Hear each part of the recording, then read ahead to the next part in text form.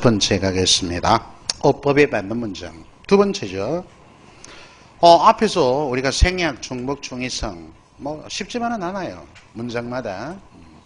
문제가 난도가 있다. 사실은 여러분들 국회 사무처나 7급 문제는 난도가 이 정도 수준이 됩니다. 그래서 쉽게 9급을 시험 친다고 해서 무조건 낮다고 볼 수도 없죠.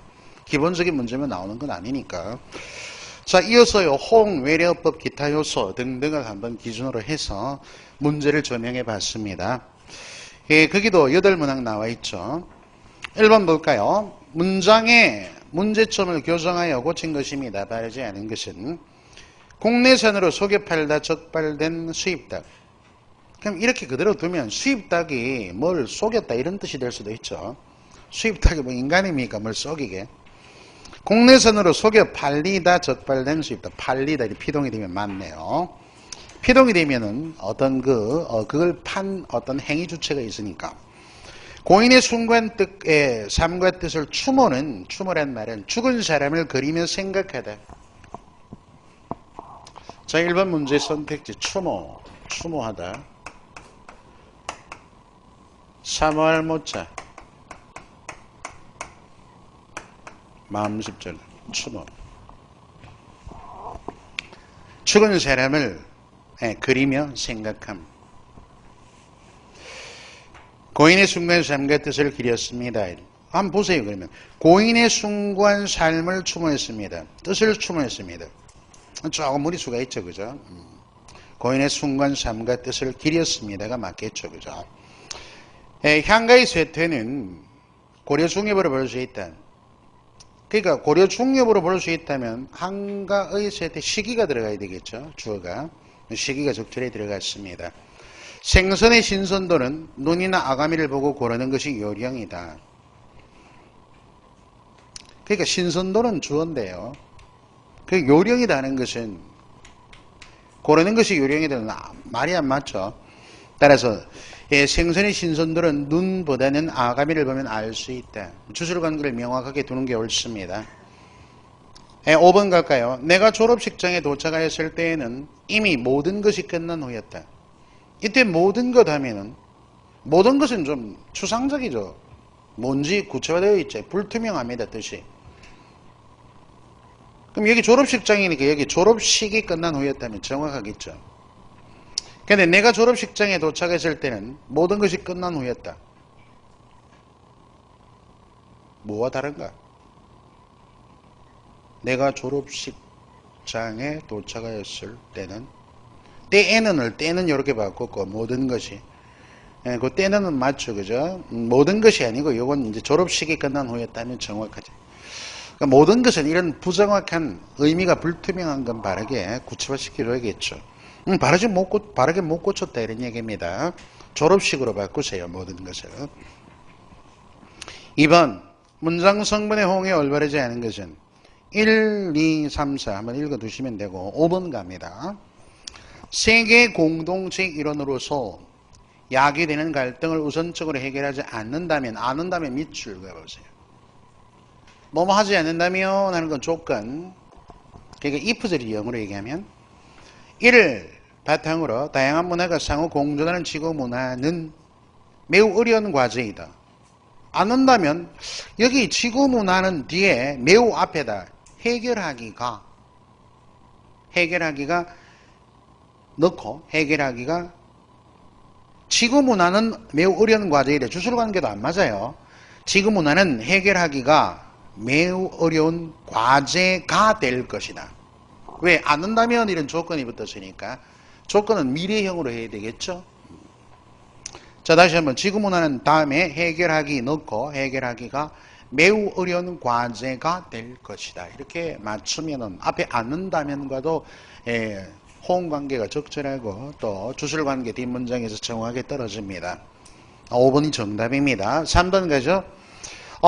부분의 쓰임이 바른 것은 갖고 갖는다 되죠. 있는 그죠? 앞에 본용어이 동사할 때는 있는이 한 90% 맞다 그랬잖아. 안 되는 것도 한두 개 있긴 해요.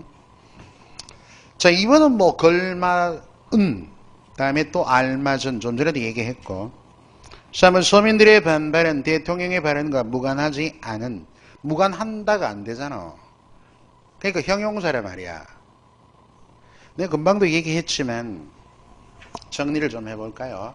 90% 정도입니다. 다는 아니고. 자, 거기 아는과 않는 부분이 있죠. 그러니까 거기 1번과 지금 3번 보면은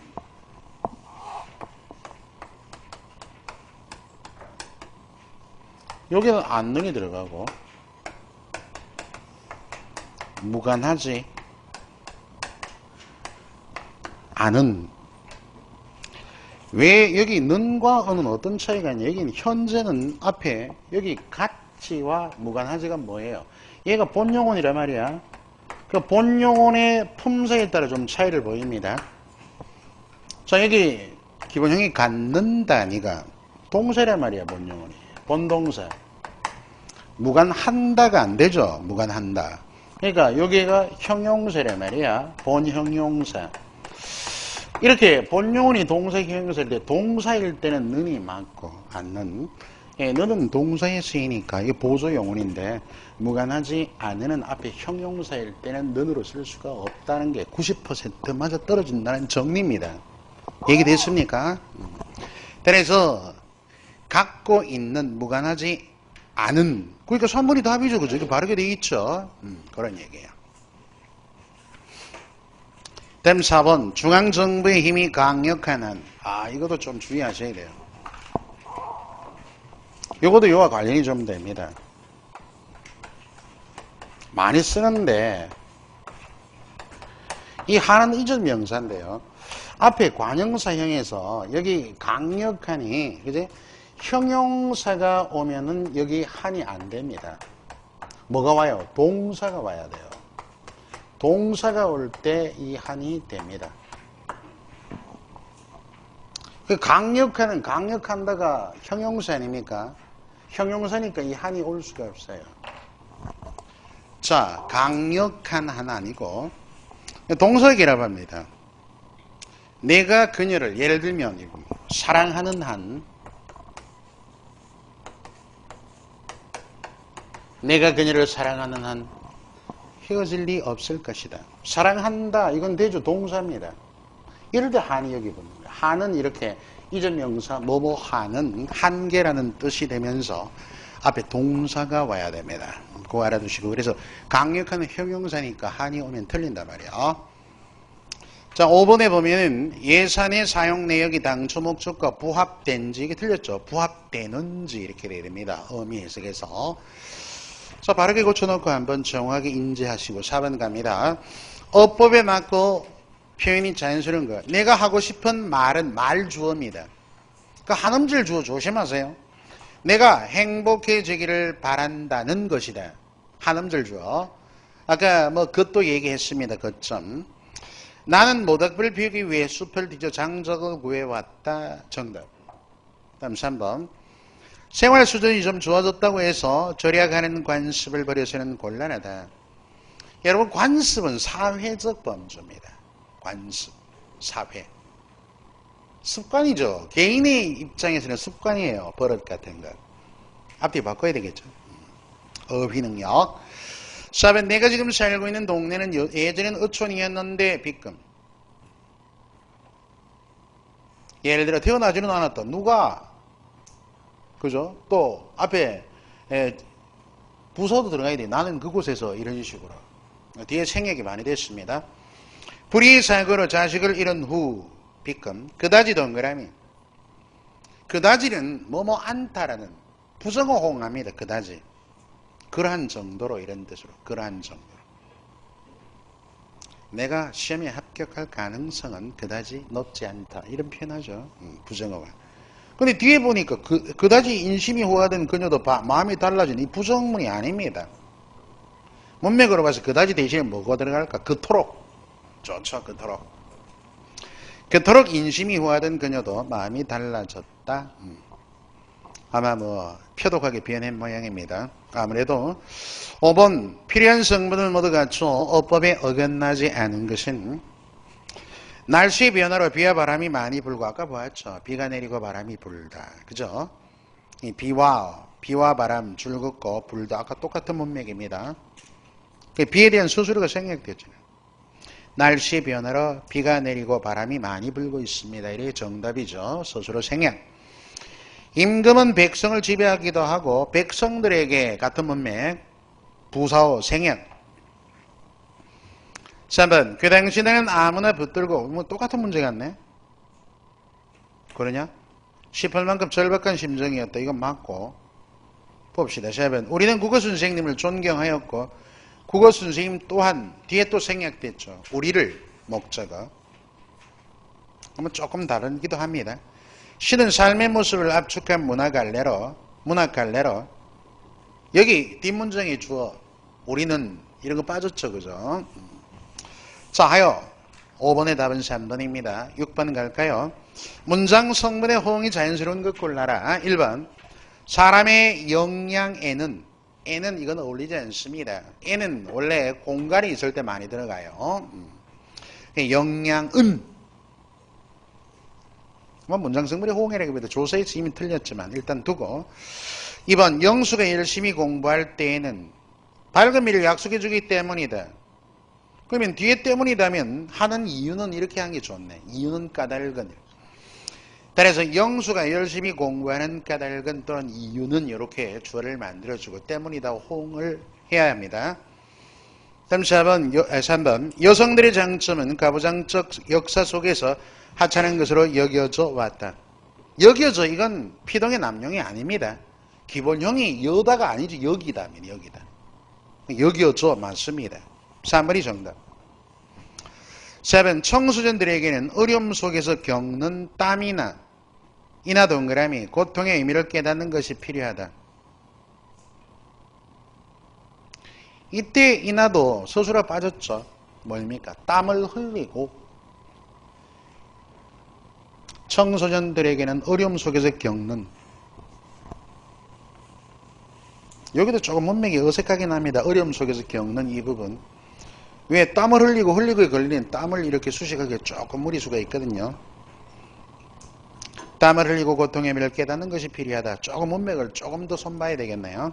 일단 두고 5번 공공주민들은 좋은 곳에 산다는 자부심이지만 이건 여기서 얘기를 하면 안 되게 자부심이 띄우고 있지만 자부심이 있다지 자부심이지만 이건 앞뒤 문맥이 안 맞죠. 산다는 이퀄이 자부심 아닙니까? 자부심이 있지만.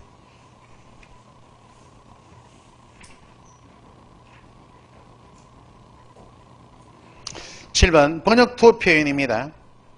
잘못 고친 거예요. 우리의 경우 맞죠? 그죠? 우리의 경우 우리에게 있어서 어디에 있어서 이건 일본어법이니까요. 모임을 가지다 모임이 있다 필요로 한다. 그 도색을 해야 한다. 그 다음 보도를 통하여 보도로 수로 그죠?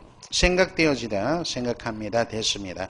8번 자연스럽고 어법에 맞는 문장 인류의 장래를 위해 우리 모두 환경보호를 동그라미 앞장서야 한다. 환경보호에 2번 시와 은혜는 보통의 경우 비약적이고 날카로운 것이 일례이다. 하나의 예일 리가 없죠. 날카로운 것은 시어의 특징이지 일례가 아니잖아요. 예시문이 아니거든. 특징 바꿔야 됩니다. 일례 대신에. 3번 생선의 신선도 아까 봤죠. 눈보다 아가미를 보면 알 수 있다. 뒤에 고르는 사람은 주어가 사람이 되게 됩니다. 문장 성분의 호응이 안 맞죠.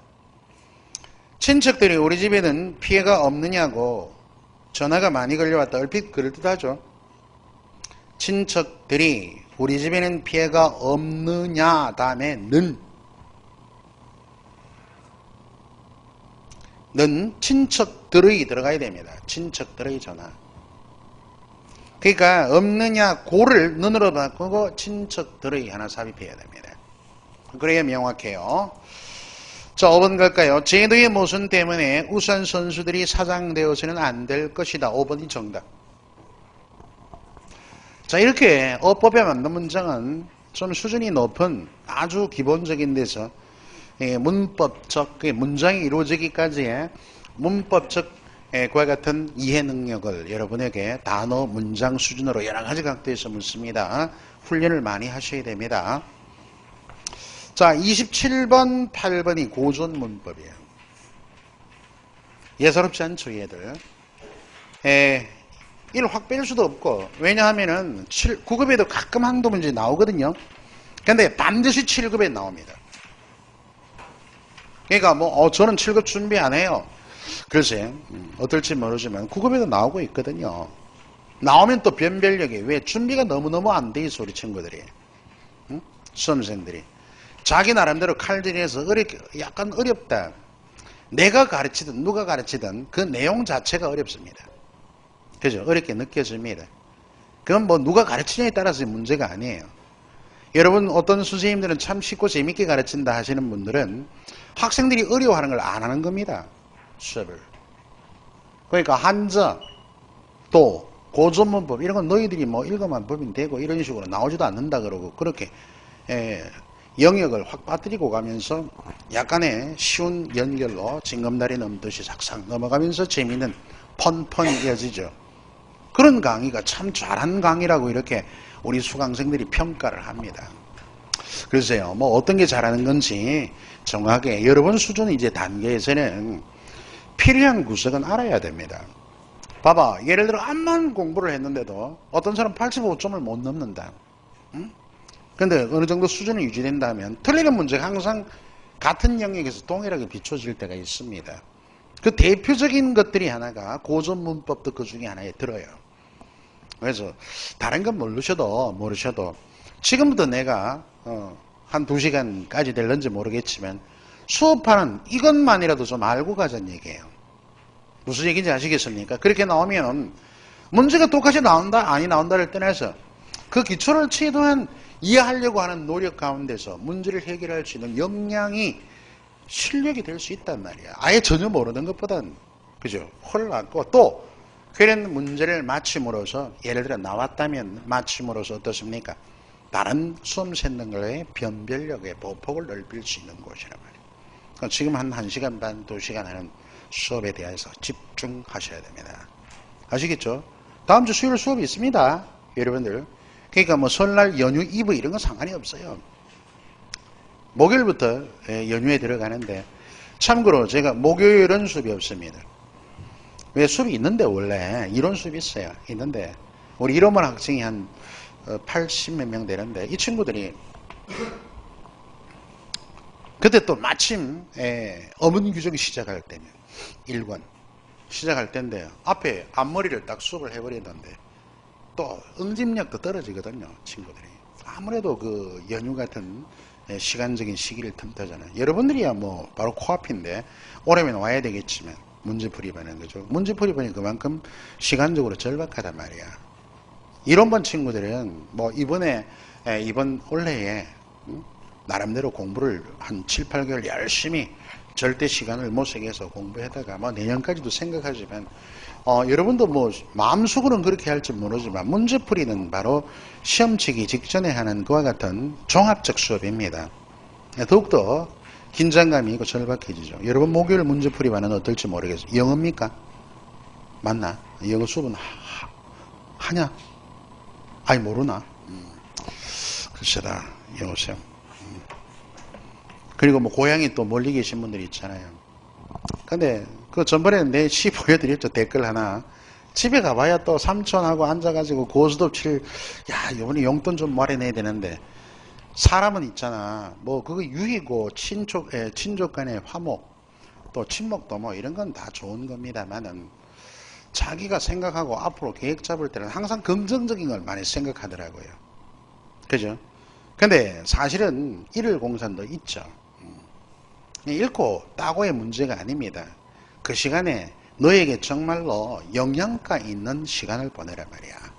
게다 보면은 수험생의 입장에서는 연휴나 이런 기간은 썩 좋은 시간대가 아니야. 따지면은 잘 극복하셔야 될 겁니다. 자, 일단 여러분 프린트물 하나 더 나가 있습니다. 고전 문법의 이해 보충 자료 4번째 봅시다.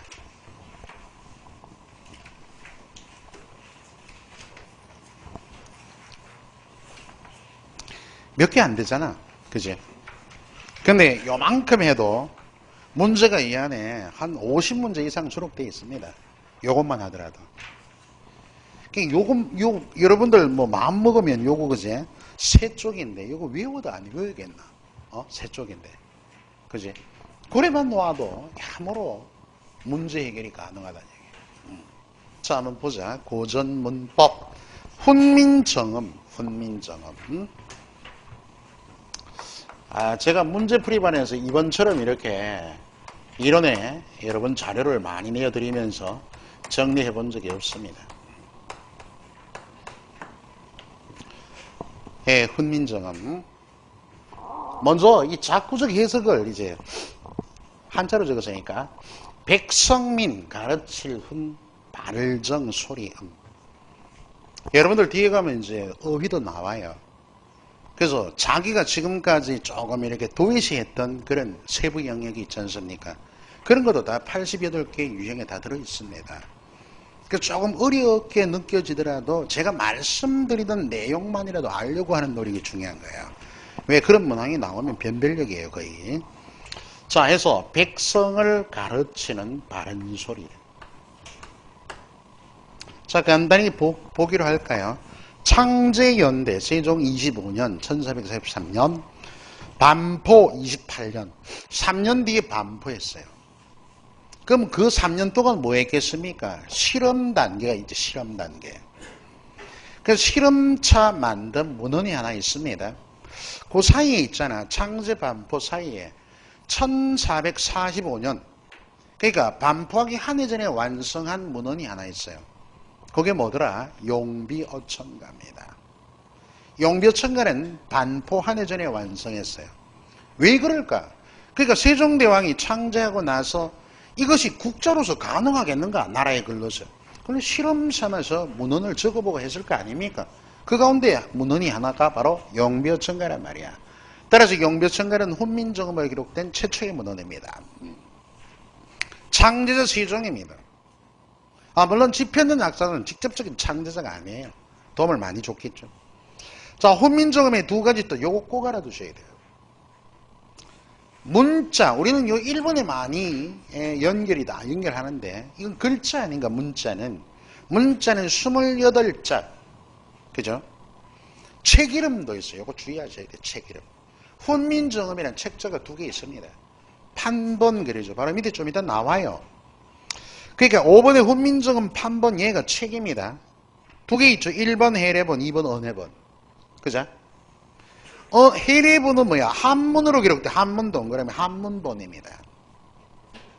거기 소가로 5번-1번 동그라미 훈민정음 해례본 있죠. 그 앞에다 딱 화살표 역으로 해서 그 해례본이 뭐겠다? 또 착각할라. 해례본이 바로 유네스코 얘가 책입니다. 유네스코 세계문화유산으로 지정된 거예요. 시험 문제입니다. 2013년 7급. 다음 중 옳은 것은 한글은 유네스코 세계문화유산으로 지정되었다. 틀렸습니다. 한글은 문자잖아. 문자, 글자. 글자가 지정된 게 아니야. 여기 나오는 해례본이라는 책이에요. 책. 한문으로 된 책이 바로 유네스코. 한글 하면 문자라는 의미밖에 없잖아요.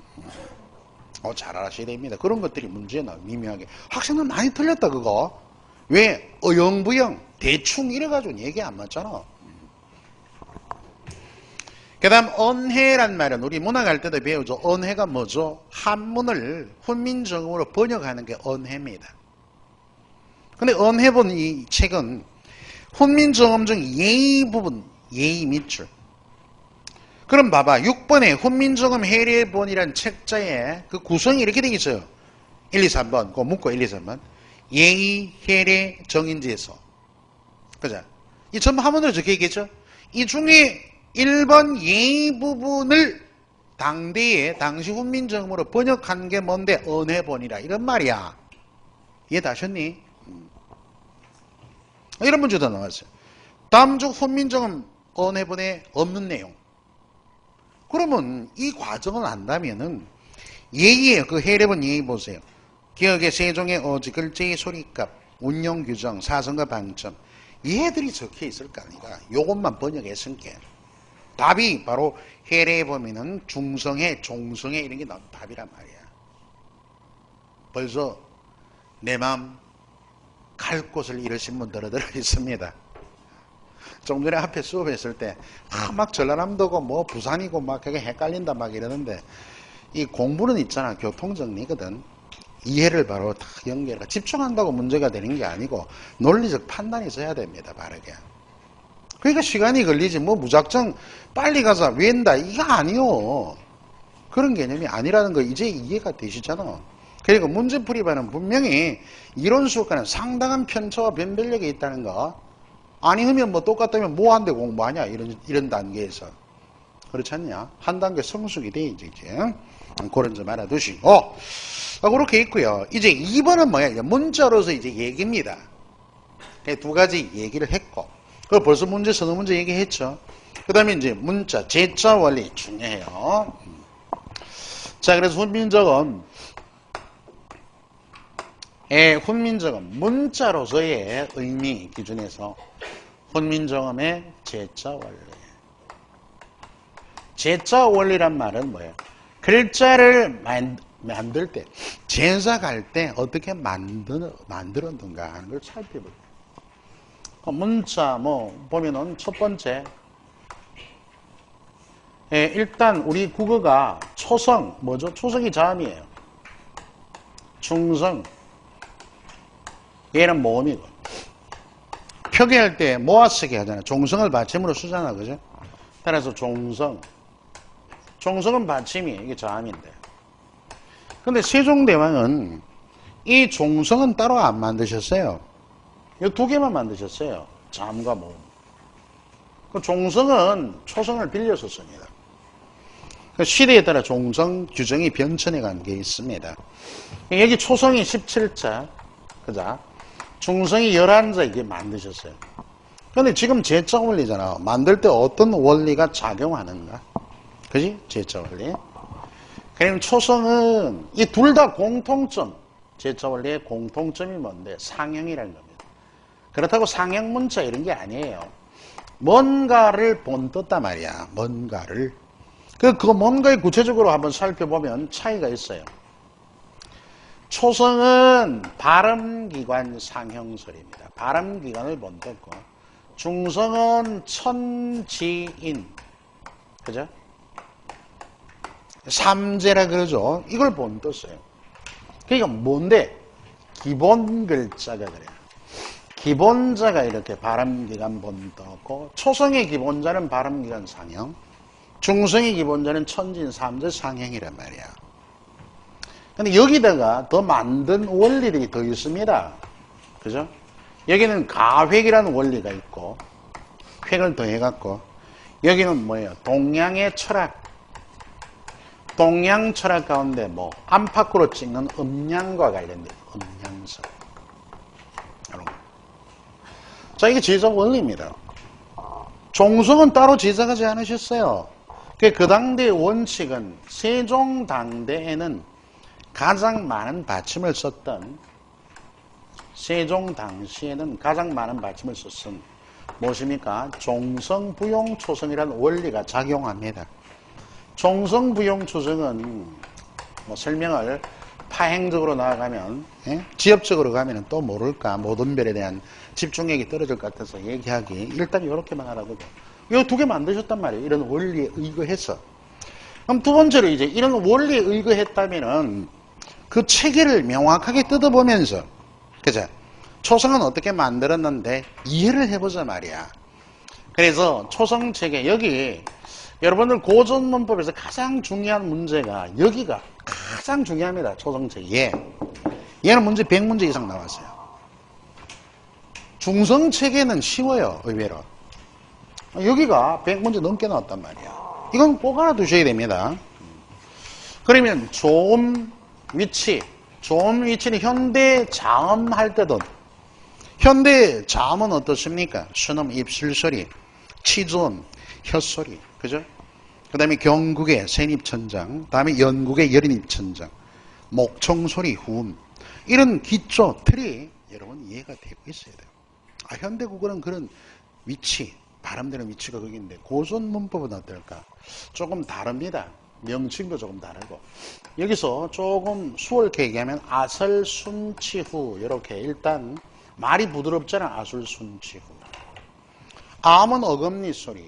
여러분 그 프린트물에 보면 그 일쪽에 밑에 그거 보면 딱 있죠. 도표로. 요거 조금 다르게 이야기 빠르게 할게요.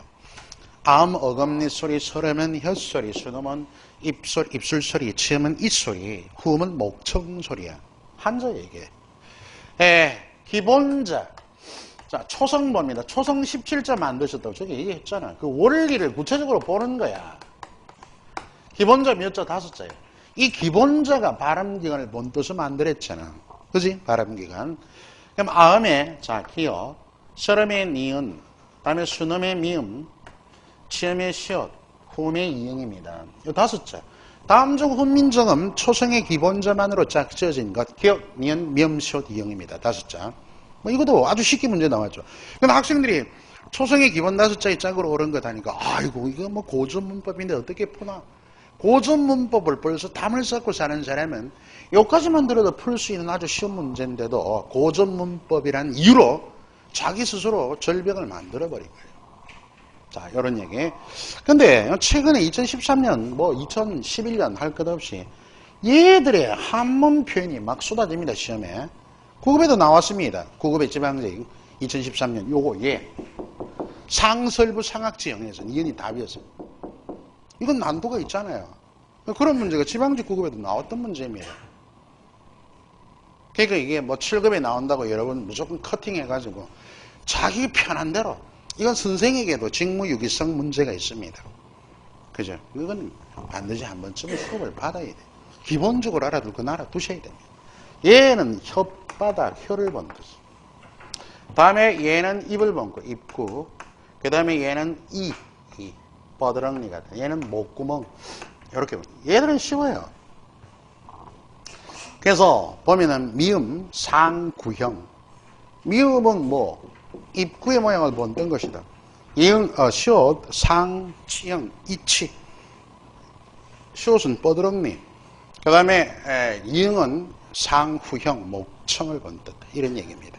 그 세 개는 구분이 되는데 얘와 얘 한문 표현은 최근에 요거 2013년 국어 문제고 얘도 2011년 국회 사무처 문제예요. 뭐라고? 여기 훈민정음 해례본은 한문본으로 돼 있잖아요. 그 글자의 음가를 한문으로 적어놨어요. 한번 볼까요? 네. 상, 이게 시험 문제. 적어보면 한자를 외우라가 아니고 한자를 일단 읽고 아 이게 기억에 대한 얘기구나. 이게 니은에 대한 얘기구나는 알아야 됩니다. 상설근 자 폐후지형 어려우면 요것만 알아두세요. 그러면 좀 길게 나왔다. 그죠? 길게 나왔다면 상설부 상학지형 길게 나왔다면 니은이라고 알아두면 됩니다. 얘들은 짧아요. 상구형, 상치형, 상후형입니다. 얘기됐습니까? 그렇게만 알아두면. 요거만 알아두면 되죠. 자, 봅시다. 상설근, 혀뿌리가, 상설근, 폐후지형. 상설근, 폐후지형. 여기서 상설근 할 때 기억이 돼요. 이렇게만 알아두세요. 상설부 상학지형은 기억이 없어요. 됐습니까? 그것 하나 참고하고 도저히 한문은 막 보기도 싫고 이러면 그 정도로 알아둬라.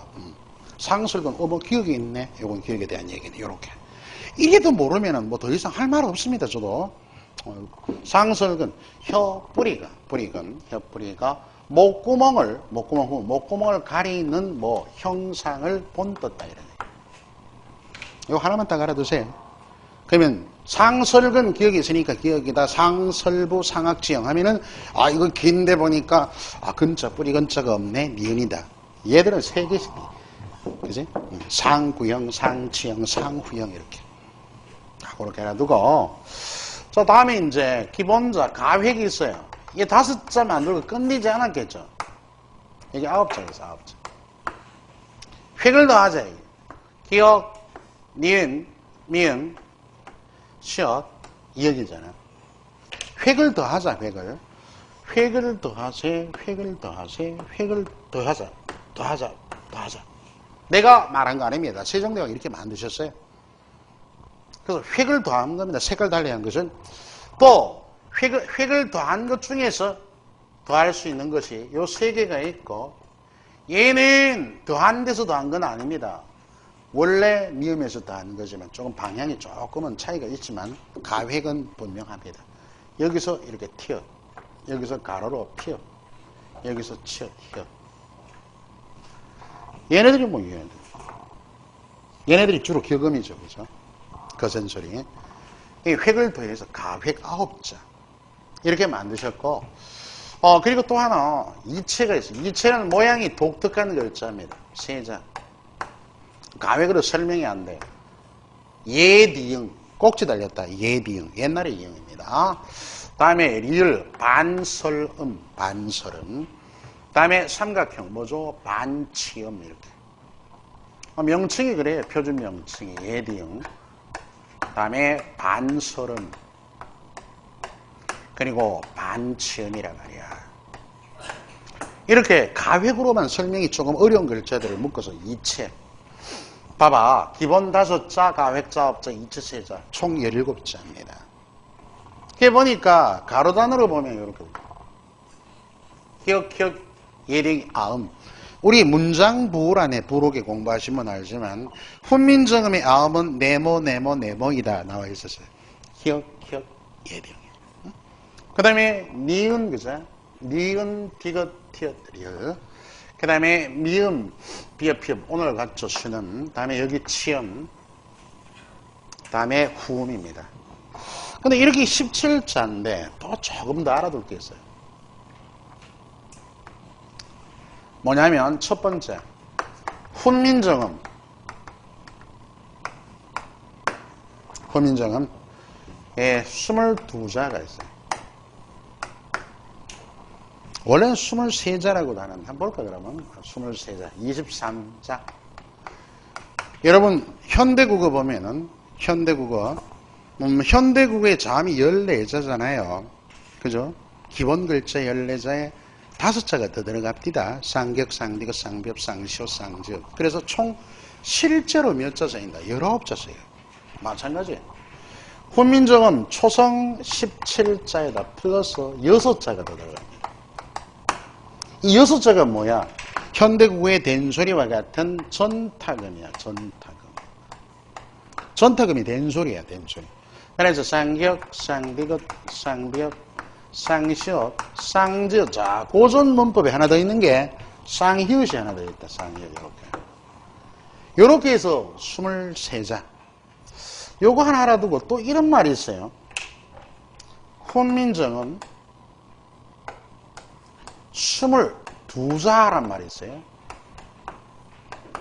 그러니까 여기 이제 다 초성이 들어가겠죠. 초성 23자, 초성 22자란 말.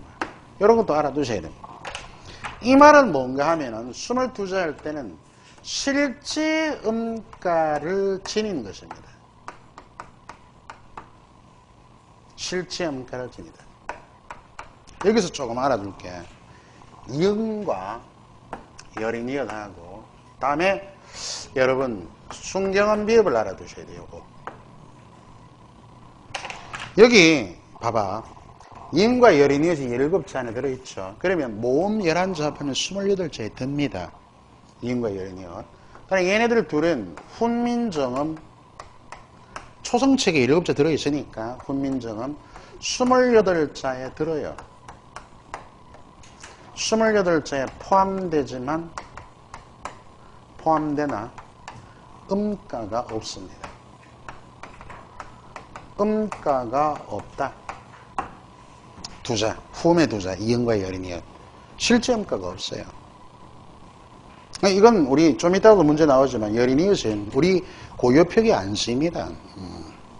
그 다음에 여기 순경음 비읍은 여기 없잖아요. 그럼 28자도 없는 겁니다. 대비적이에요. 훈민정음 28자에는 없어요. 28자에 포함되지 않습니다.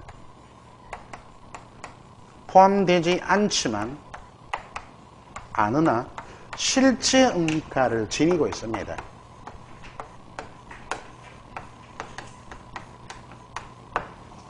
혼민정음 28제 포함되지 않으나 실제 음가가 있어요. 실제 음가는 마치 이런 베타와 같은 유성음화된 비읍이라는 뜻입니다. 고유 표기에 쓰입니다. 그렇다면 봐봐. 23자 있잖아.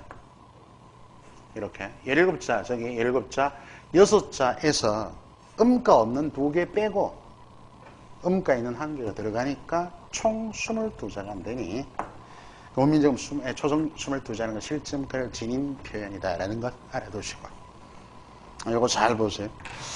초성은 여기까지 하고요. 다음에 이제 세 번째 1, 2, 3 공간이 없어가지고 중성 체계는 간단합니다. 중성은 모음이에요. 11자. 그래서 우리가 천지인 삼재를 본떴다. 이런 얘기 하죠. 기본자가 그렇다라는 얘기의 기본 글자 세자입니다. 하늘에는 태양이 있어요. 점으로 아래아 태양. 땅은 평평하다. 다음에 그 하늘과 땅 사이에 사람이 이렇게 서 있습니다. 아으이가 기본 3자예요.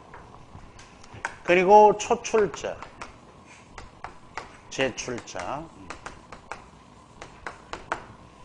초출자는 의이, 제출자도 의이 두고 여기 초출자는 오아우어입니다. 오아우어. 요거 두 개 기본적 초출자 합하면 15세기 단모음이에요. 오아우어 의이 아래야. 여기 두 개씩 들어갑니다. 요, 야, 유, 여. 제출자. 그 총 몇 자다? 11자. 다음에 여기 17자. 합이 여기 28자입니다. 그리고 뭐 다른 글자도 몇몇 있긴 합니다. 그건 좀 이따 소실 문제 나중에 보면서 얘기할 거고. 초성, 중성 체계, 특히 초성 체계 중요해요. 반드시 연결해야 됩니다. 자, 우리 그 1쪽에 보면은 초성 17자, 발음기간, 상형 및 과획. 전청은 평음입니다. 전청.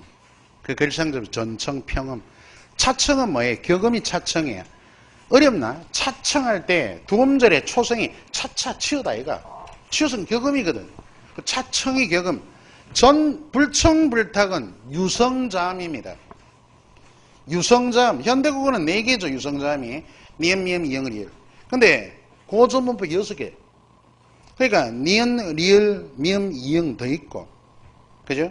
니은, 미음, 리응, 리을. 반춤. 6개인데 28째 안 들은 순경 비읍 요것도 포함하면 6개입니다. 일단 그렇게 5개 나와 있죠. 전탁은 금방 얘기했더니 된소리를 고전 문법에서는 전탁 이렇게 불렀다니. 그런 식으로 나눠놨고, 자, 당구장 초성체 이름은 오늘날처럼 기역, 니은, 디귿, 리을 이렇게 명칭과 순서를 정한 것은 훈몽자회입니다. 1527년. 그러면 세종대왕 창제당대는 어떻게 읽었을까? 뚜렷하진 기록은 없어요. 그러나 기, 니, 디, 리 이렇게 읽었을 것이다. 여기 추정을 해놨죠. 됐습니까? 그렇게 참고만 하고. 자, 이번 중성자 금방 얘기 드렸고, 종성은 따로 만드시지 않았죠. 왜? 초성을 응용해서 사용했습니다. 종성은 다시 초성 17자를 사용한다. 그게 종성부용 초성입니다. 가장 많은 받침을 쓸 수 있는 규정이다 정도. 자, 이게 훈민정음에 대한 얘기고, 그리고 훈몽자회와 네 번째 동국정원, 이거 2개 문헌은 공부를 해 두셔야 됩니다. 이 2개 문헌. 머리 아픕니다. 좀 이따가 보면은. 훈몽자회에도 최근에 많이 나왔어요. 동국정원은 좀 뜸합니다만은. 또 우측의 소실 문제까지 정도는 최대한 익혀두셔야 됩니다. 자, 조금 쉬었다가 그 나머지 정리를 하고 고전문법으로 진행해 가겠습니다. 쉬었다 가자.